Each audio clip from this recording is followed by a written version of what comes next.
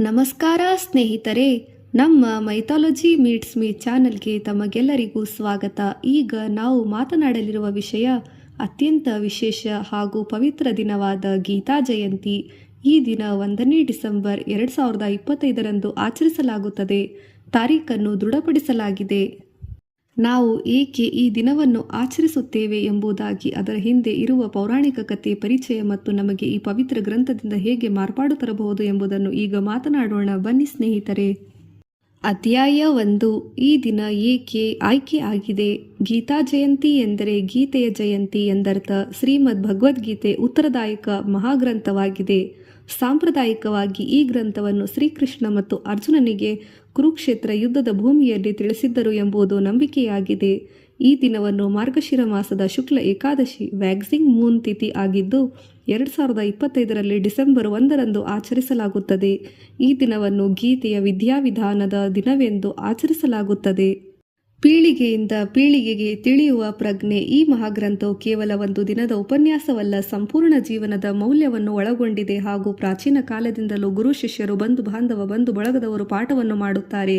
ಪ್ರಾಚೀನ ಧಾರ್ಮಿಕ ಕೀರ್ತನೆ, ಆಚರಣೆ, ಸಂಭ್ರಮಗಳಲ್ಲಿ ಪ್ರತಿಜ್ಞಾಪಿಸುತ್ತಾ, ಪಠಿಸುತ್ತಾ, ಪಾರಾಯಣ ಮಾಡುತ್ತಿದ್ದಾರೆ.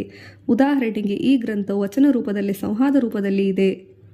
ಶ್ರೀಕೃಷ್ಣನು ಅರ್ಜುನನಿಗೆ ಸಂವಾದ ಮಾಡುತ್ತಾರೆ. ಅವು ಶ್ಲೋಕಗಳಾಗಿವೆ. ಜೀವನದ ಶಿಕ್ಷೆಯ ಪಾಠವನ್ನು ಒಳಗೊಂಡಿದೆ. ಶ್ರೀ ಗುರುವರ್ಯ ಶಿಷ್ಯ ಪರಂಪರೆಯು ಗೀತೆಯ ಸಂದೇಶವನ್ನು ಪೀಳಿಗೆಯಿಂದ ಪೀಳಿಗೆಗೆ ತಲುಪಿಸಲು ಸಂಪರ್ಕ ನೇರವಾಗಿದೆ.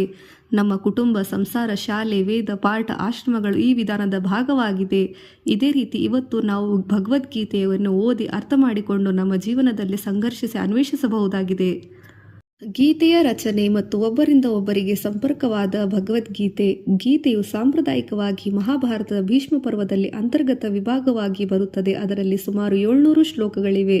ರಚನೆ ಕುರಿತು ವ್ಯಾಸ ಮಹರ್ಷಿ ಎಂದರೆ ವೇದವ್ಯಾಸ, ಕೃಷ್ಣದ್ವೈಪಾಯನ ಅಥವಾ ಕೃಷ್ಣದ್ವೈಪಾಯನ ವ್ಯಾಸ ಎಂದು ಭಾವಿಸಲಾಗಿದೆ. ಆದರೆ ಅಯೋಗ್ಯವಾಗಿ ಭಗವಂತ ಕೃಷ್ಣನನ್ನು ಸಂದೇಶವನ್ನು ನೀಡಿದ ಸಾಧಾರಣ ವ್ಯಕ್ತಿ ಎಂದು ಸಹ ವಿವೇಚಿಸಲಾಗಿದೆ. ಹೀಗಾಗಿ ಗೀತೆಯ ರಚನೆ ವ್ಯವಸ್ಥೆ ಒಂದು ದಿವ್ಯ ಗುರು ಶಿಷ್ಯಾತ್ಮಕ ಪ್ರಕ್ರಿಯೆಯ ಮೂಲಕ ಬಂದಿದೆ. ಗೀತೆಯ ಮಹತ್ವ.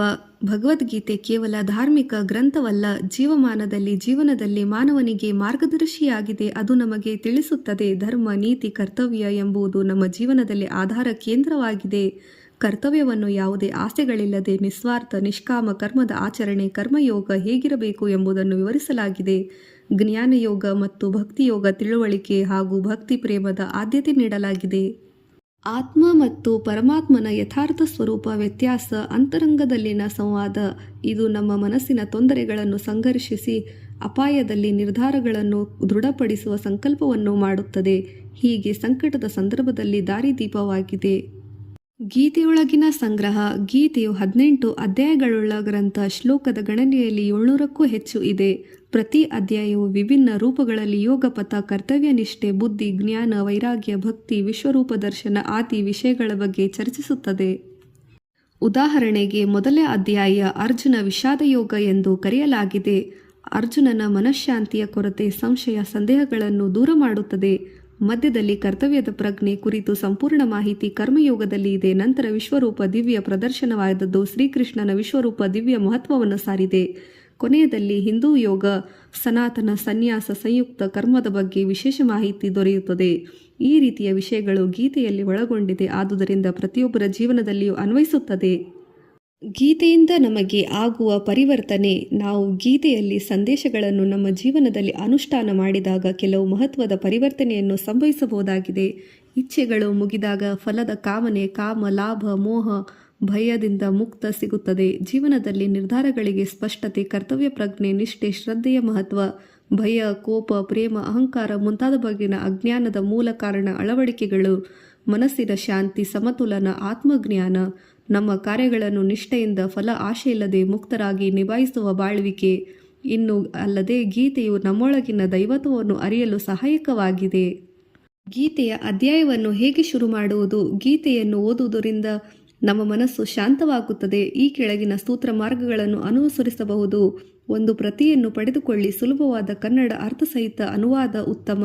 ದಿನಕ್ಕೊಂದು 1-2 ಶ್ಲೋಕಗಳನ್ನು ಪಠಿಸಿ ಅರ್ಥವನ್ನು ತಿಳಿಯಿರಿ. ಶ್ಲೋಕವನ್ನು ಓದಿರುವ ನಂತರ ಈ ಶ್ಲೋಕವನ್ನು ನಮ್ಮ ಬದುಕಿಗೆ ಹೇಗೆ ಅನ್ವಯಿಸುತ್ತದೆ ಎಂಬ ಪ್ರಶ್ನೆಯನ್ನು ಕೇಳಿರಿ. ಮನಸ್ಸಿನಲ್ಲಿ ದೃಢ ಸಂಕಲ್ಪ ಮಾಡಿ ಚಿಂತನ ಮಂಥನರಾಗಿ ಮುಕ್ತವಾಗಿರಿ. ಸಂತೋಷಗಳಲ್ಲಿ ಕಷ್ಟಗಳಲ್ಲಿ ಗೀತೆ ಸಂದೇಶವನ್ನು ಅನುಷ್ಠಾನ ಮಾಡಿರಿ. ಧ್ಯಾನ, ಜಪ, ಭಕ್ತಿ, ಜ್ಞಾನ ಮತ್ತು ಕರ್ಮಯೋಗಗಳಲ್ಲಿ ಸಮತೋಲನ ಬದಲಾಯಿಸಿ ಪ್ರತಿದಿನ ಮತ್ತು ಸಾಪ್ತಾಹಿಕವಾಗಿ ಅಧ್ಯಯನ ಪೂರ್ಣ ಮಾಡಿ ಸಮಯ ನಿಗದಿ ಮಾಡಿಕೊಳ್ಳಿ. ಭಗವದ್ಗೀತೆಗೆ ಸಮಯ ಕೊಡಿ.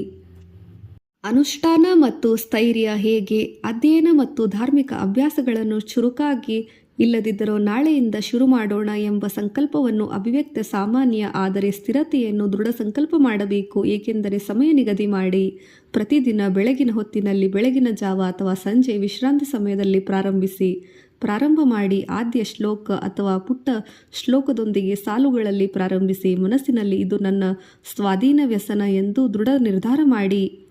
ಗೆಳೆಯರೇ, ಕುಟುಂಬದ ಸದಸ್ಯರೊಂದಿಗೆ ಅಥವಾ ವ್ಯಕ್ತಿಗತವಾಗಿ ಒಟ್ಟಾಗಿ ಓದಲು ಮಾತುಕತೆ ಮಾಡಿಕೊಳ್ಳಿ. ಪ್ರಗತಿಯನ್ನು ಮೆಚ್ಚಿಕೊಳ್ಳಿ. ಒಂದು ಅಧ್ಯಾಯ ಮುಗಿಸಿದಾಗ ಸಂಭ್ರಮ ಸಣ್ಣದಾಗಿ ಮಾಡಿ. ನಿಮ್ಮ ಜೀವನದಲ್ಲಿ ರಾಷ್ಟ್ರಮಟ್ಟದ ಗುರಿ ಇರಲಿ.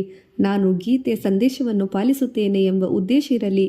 ಒಟ್ಟಿಗೆ ನೋಡಿದಾಗ ಗೀತಾ ಜಯಂತಿ ನಮಗೆ ಅಂತರಂಗದ ಜೀವನವನ್ನು ಪರಿಗಣಿಸಲು ಸಹಾಯಕವಾಗಿದೆ. ಜೀವನದ ಸಂಕಷ್ಟಗಳನ್ನು ದೂರ ಮಾಡಲು ದಾರಿದೀಪವಾಗಿದೆ. ಧನ್ಯವಾದಗಳು.